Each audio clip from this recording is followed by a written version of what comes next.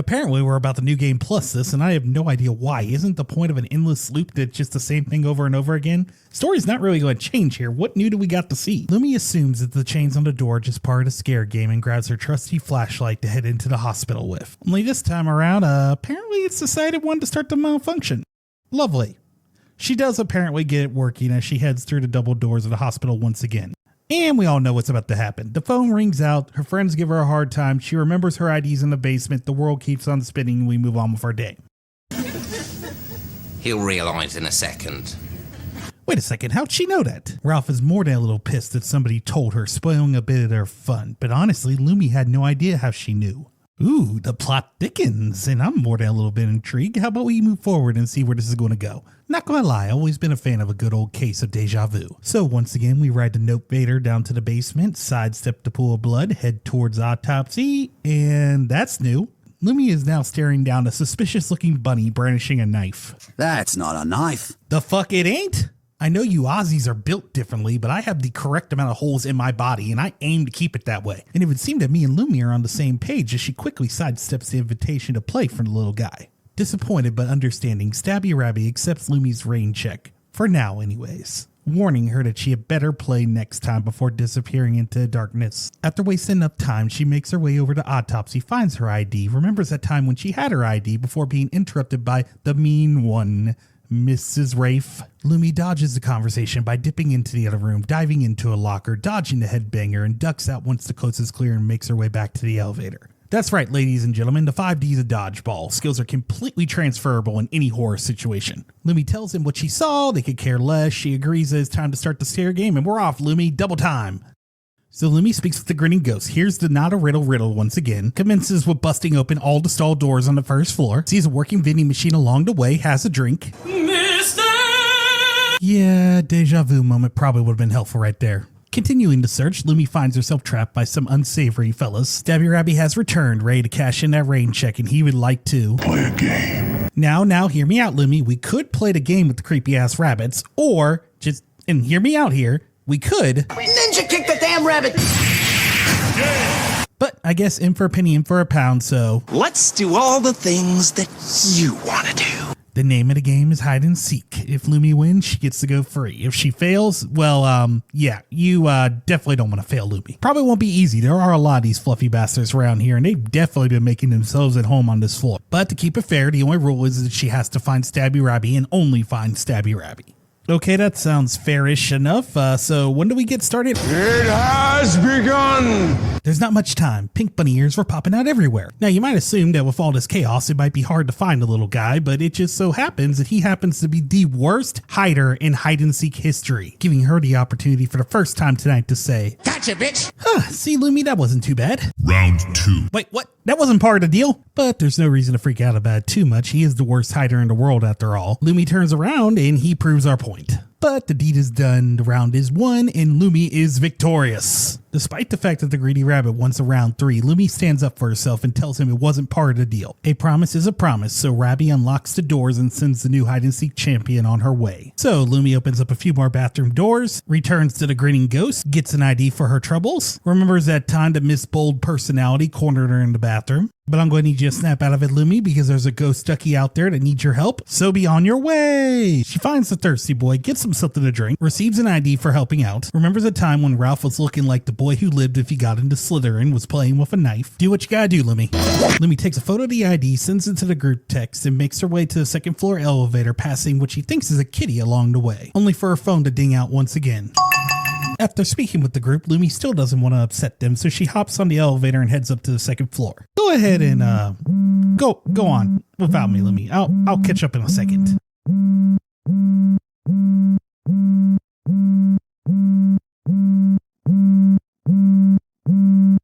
Yes. Hey, Broderick.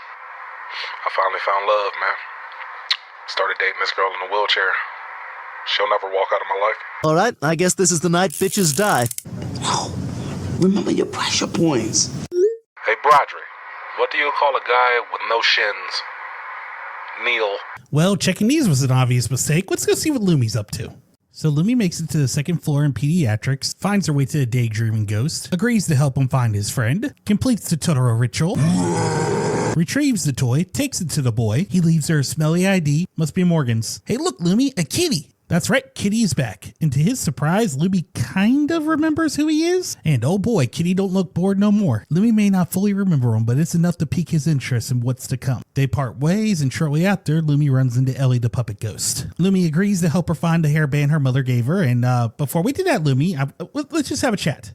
Now, I know your memories coming and going tonight. You're kind of fuzzy on the details of your past lives. That's okay. Just take my advice with this. The clues to where she lost it is leading us back to a note blocker. Lumi, do not, listen to me. Look at me, Lumi. Do not get into the note blocker. Get out of the note blocker. Where your deja vu sense is not tingling even a little bit. Just grab the hairband so we can head back to Ellie. Lumi gets an ID for returning the hairband, remembering the time that May and the others used the back of her head for target practice. Suddenly, Lumi's head begins bursting in pain just as the kitty arrives. He was just swinging by to wish Lumi luck on solving No,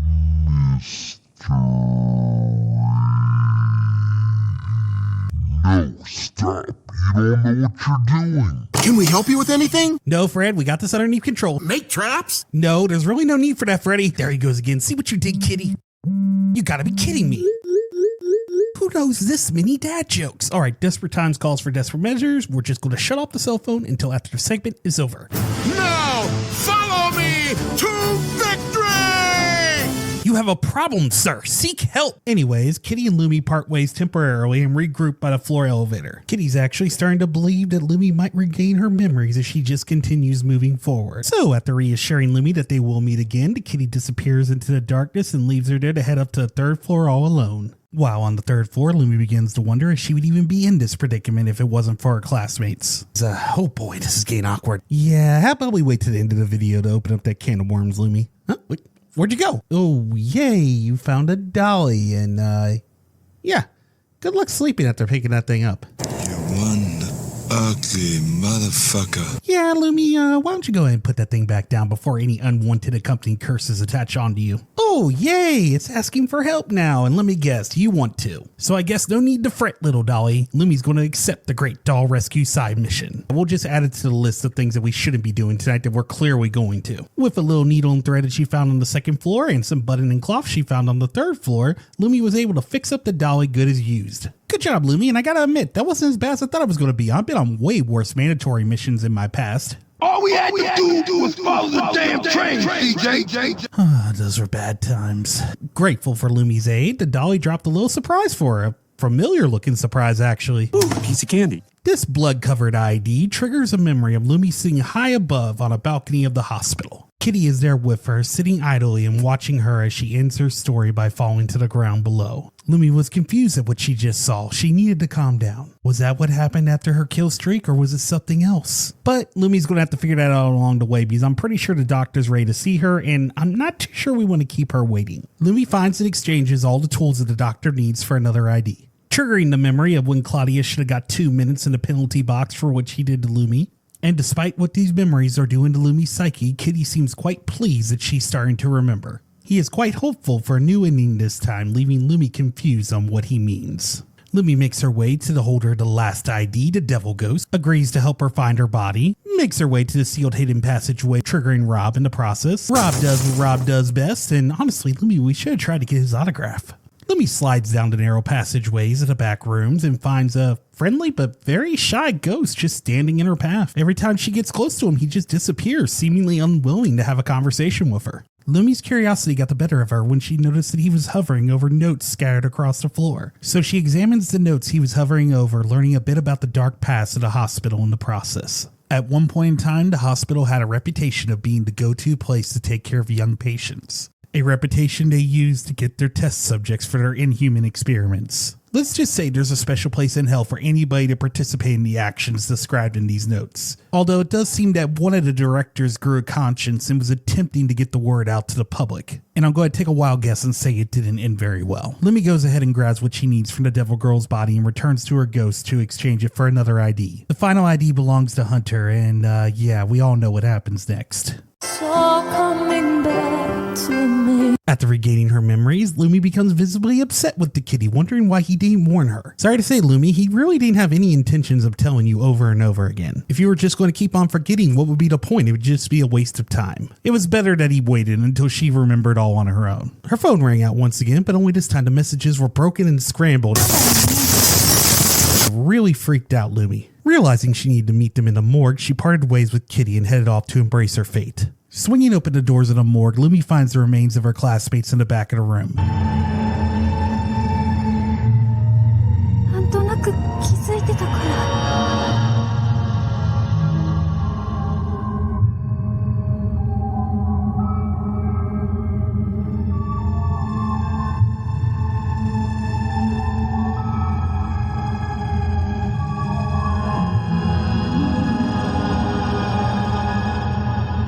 何はともあれ、君が結果に満足したのならいいんじゃないかな。君をいじめていた奴らなんだよ。 True, Lumi wouldn't have minded them getting a taste of their own medicine, but this seemed like a step too far. But this is when Kitty decides to take a chance, breaking the loop by blocking the Wraith's path. He fends off the Wraith, giving Lumi the chance she needs to escape. But the kitty was not so lucky, apparently dying a hero's death. Lumi was experiencing an enormous amount of guilt. If she had never existed, none of this would have happened. She stands alone, crying in the pouring rain as she makes a makeshift grave for the kitty and lights a candle for all the souls ever lost. I mean, just wow, Cornfield, way to take a downer ending and just pile onto it with a second playthrough. I mean, Jesus Christ. I mean, not only is Lumi still a mass murderer, but she got the kitty killed this time around also. I mean, is it so much to ask for a light at the end of the tunnel? That's when suddenly we are transferred to a hospital room where a patient's hand begins to twitch. The patient could hear a voice that she knew calling out to a doctor. She couldn't see anything and her head hurt really bad as she sat there listening to the conversation fade in and out. Two things were certain about the conversation. They were definitely talking about Lumi and that they needed to wait and see. All Lumi knew was that she needed some sleep. And wait a second, was this all just a dream? Basically what you're implying is that she killed the bullies, took a high dive, ended up in a coma, and basically has been stuck in this hellish loop ever since. Or are you? So much information to process, we need more details? Lumi, wake up. You don't need sleep, we need answers. Wake up! Son of a bitch, why are we back here?